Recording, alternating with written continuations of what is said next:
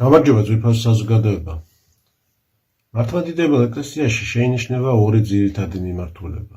ეს არის ტრადიციული მართლმადიდებლობა და მოდერნიზმი. ჩვენ შეიძლება დავარქვათ ამას ასევე მსოფლმხედველობა, სამყაროს ხედვა, ფილოსოფიური მიდგომა. მას განსაკუთრებული გავლენა აქვს როგორც ლიტურგიკაზე, ასევე თეოლოგიაზე და ზოგადად ადამიანის სულიერ ცხოვრებაზე, სულიერ მიმართულებაზე და ჭეშმარიტი ორიენტირის შენარჩუნებაზე. რას წარმოადგენს ახლა ტრადიციონალიზმი, ანუ მართლმადიდებლობაში? ეს არის სწავლება, რომელიც ძირითადად დამყარებულია ჭეშმარიტების შენარჩუნებაზე და ამ ჭეშმარიტების შემდეგ მემკვიდრეობით გადაცემაზე. ოღონდ გადაცემაზე უცვლელად იმისა, რასაც ეკლესია გვთავაზობს ოდითგანვე, ხო? პირველი საუკუნიდან, რაც განაცხადა, რაც განცხადებით ვიცით ეკლესიაში, რაც მოგვიტანა განკაცებულმა მაცხოვრმა ჩვენა იესო ქრისტემ, რაც ისწავლება სახარებისეულად, წმინდა გადმოცემით, შემდეგ დაცული იქნა მსოფლიო კრებების მიერ, ადგილობრივი კრებების მიერ და ყველა წმინდა მამა და წმინდანი ცდილობდა დაეცვა და დღემდე მოგვიტანა უცვლელად ეს სწავლება. რაზეა დაფუძნებული მართლმადიდებლური ეს ხედვა, ტრადიციული, დაფუძნებულია ეკლესიის ხედვაზე, ანუ ეკლესიის სულისკვეთება უნდა იყოს ადამიანში.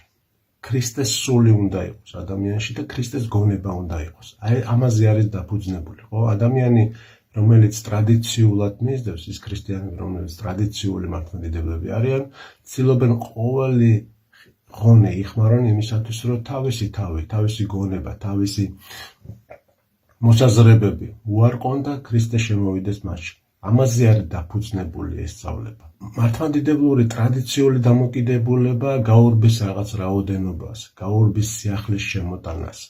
ის ეწინააღმდეგება, პირდაპირ ეწინააღმდეგება ყოველგვარ სიახლეს და ამბობს, რომ ჭეშმარიტება უკვე არის მოცემული, ყველაფერი არის მოცემული იმისათვის, რომ ადამიანი ცხონდეს. ანუ მადლი მოედინება და ყველას, ვისაც აქვს სურვილი, ვისაც გაუხსნილი აქვს გონება, გული, ყველას შეუძლია მიიღოს ეს სწავლება და გახდეს მართლმადიდებელი და სწორედ ეს მიმართულება შეინარჩუნოს.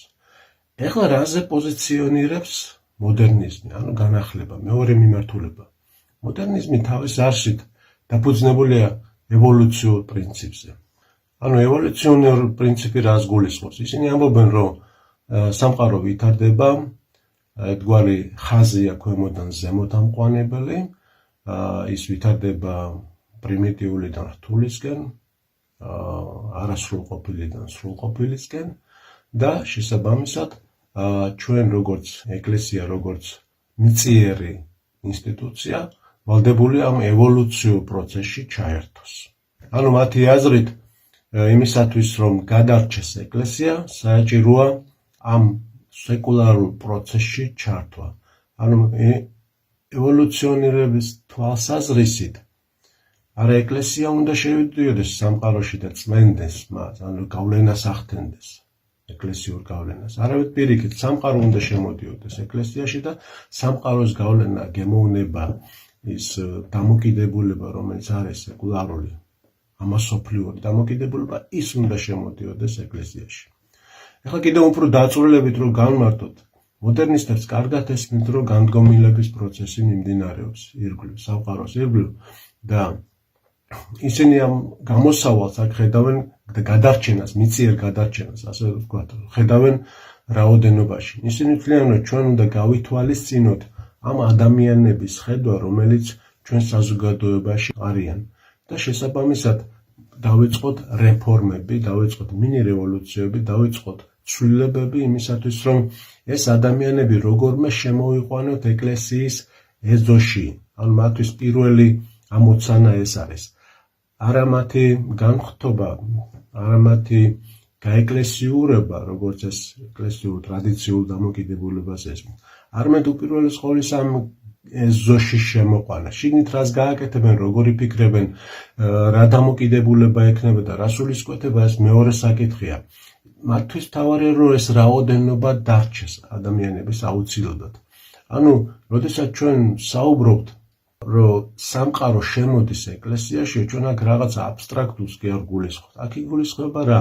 აქ იგულისხმება ის, რომ ადამიანები, რომლებიც იმყოფებიან ეკლესიის გარეთ, ხო, უკმაყოფილონი არიან. ზოგნი უკმაყოფილო არის დიდი ლოცვებით, ენით, რომელიც საეკლესიო მსახურებაში გამოიყენება. ანუ სურთ რომ შემცირდეს ეს ეკლესიის ლოცვების რაოდენობა.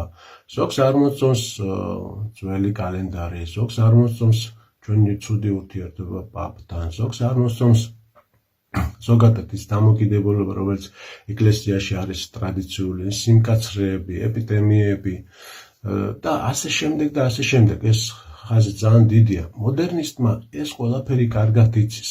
ამიტომ ის ცდილობს, რომ ეს ადამიანები როგორმე შემოიყვანოს, როგორც თქვით, ეკლესიის ღობის შიგნით.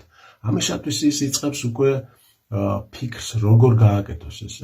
ამისათვის არის უკვე ეს მრავალსახეოვანი სწავლებები შიგნით უკვე ეკლესიაში შემოტანილი მოდერნისტების მხრიდან, რომ სწორედ ეს პროცესები, ანუ სეკულარიზაციის პროცესები განავითარონ ეკლესიაში, ხო? ამის შესახებ ჩვენ არაერთგზის გვქონდა საუბარი და წიგნიც კი გამოიცა, შვენიერი წიგნი მოდერნიზმის ანატომია, რომელშიც დეტალურად არის ეს პროცესები განხილული, ის მიმართულებები, რომლითაც ეს მოდერნისტები შემდეგ უკვე მოქმედებენ. ანუ რო დავინახოთ ისეთი სურათი, ჩვენ გვაქვს ეკლესია, რომელიც არის სვეტი და სიმტკიცე ჭეშმარიტებისა, რომელიც არ იცვლის თავის სწავლებას, არავის უფლებაც არ აქვს შეცვალოს რაიმე ამ სწავლებაში და ჩვენ გვყავს მოდერნისტები, ადამიანები, ეს არიან როგორც სასულიერო პირები, თეოლოგები და ზოგადად ერისკაცები, რომლებიც ცდილობენ შემოიყვანონ ეკლესიაში ის სულისკვეთება ამ ადამიანების სახით, ამ იდეების სახით, ამ ფილოსოფიების სახით, რომელიც მძვინვარებს წუთისოფელში, შემოიყვანოს ის როგორმე და ამ გზით ფიქრობენ, რომ შესაძლოა გადარჩეს და გადაიდოს, ასე ვთქვათ, ის აპოკალიფსური პერიოდები. ეს არსობრივად, ეს ევოლუციური გზა, ეს იგივე დარვინიზმი, ხო? ანუ გადარჩენა, როგორმე გადარჩეთ ამ წუთისოფელში, როგორმე ვიმოქმედოთ, არის სწორედ ურწმუნო ადამიანების გზა. ამიტომაც ამბობენ თანამედროვე მამები და ხშირად ამაზე საუბრობს ბელმონაზონი სერაფიმე როუზიც, რომ მოდერნისტი თავის თავში გულისხმობს ფაქტობრივად ურწმუნოებას. ესენი არიან ათეისტები, იმიტომ რომ გამოსავალს ხედავენ არა ღვთისძალაში, არა ღვთის მადლში, როგორც ამას ტრადიციონალისტები აკეთებენ. ისინი ამას ბოლომდე არ აღიარებენ. სინამდვილეში ფარული ურწმუნოები არიან და ჩვენ ამ აზრში აბსოლუტურად ვეთანხმებით. და ბევრი წმინდა მამა, თანამედროვე წმინდა მამა სწორედ ასე განიხილავს ამ მოდერნიზმს. იგივე ერესია, თუმცა ეს ოფიციალური კვალიფიკაცია არ მისცემია ამას, მაგრამ სინამდვილეში სწორედ ეს არის. ჩვენ რა წარმოვიდგინოთ ისტორიის განმავლობაში როგორ ვითარდებოდა ურთიერთობა, ხო, ეკლესიასა და სხვა კონფესიებს თუ სხვა სწავლებებს შორის. ეკლესია ყოველთვის იდგა თავის ადგილზე, ის ყოველთვის იცავდა ჭეშმარიტებას, ის არაფერს არ ცვლიდა, ის ყოველთვის იყო ხომალდში, რომელშიც არის მაცხოვარი ჩვენი იესო ქრისტე და ყველა დანარჩენი სწავლებები უტევდნენ ყოველთვის ეკლესიას, მაგრამ ეკლესია ურყევი იყო და ყოველთვის ვიდრე აღსასრულამდე სოფლისა იქნება ასეთი ურყევი და მოდერნიზმი სწორედ ის თანამედროვე ძალაა სამწუხაროდ, რომელიც უტევს ეკლესიას, სწორედ ეს არაქრისტიანული სულისკვეთება შემოაქვს ეკლესიაში, მაგრამ ამას ახერხებს ძალიან მოხერხებულად. ამას ახერხებს იმ ტერმინოლოგიების გამოყენებით, რომელიც თანამედროვე საზოგადოება უბრალოდ არ იცის. ისინი უბრალოდ აბნევენ ადამიანებს და ხდიან, ასე ვთქვათ, ამ სფეროს აბსოლუტურად გაუგებართ. ხო, მოდერნიზმი რას აკეთებს? ცდილობს, რომ ამ ადამიანების წინაშე წარმოჩინდეს როგორც არა ჩამორჩენილი, ასე ვთქვათ, ხო? ისინი როდესაც ესაუბრებენ ამ ადამიანებს, ეს ადამიანები შემდეგ ავრცელებენ ამ აზრს და ამბობენ, აი ეს სასულიერო პირი არ არის ჩამორჩენილი, არ არის ფანატიკოსი, არ არის რაღაცა ძველმოდური და ასე შემდეგ. ანუ ისეთი როგორც უნდა იყოს სინამდვილეში მართლმადიდებელი ტრადიციული ქრისტიანი, ასეთი არ არის.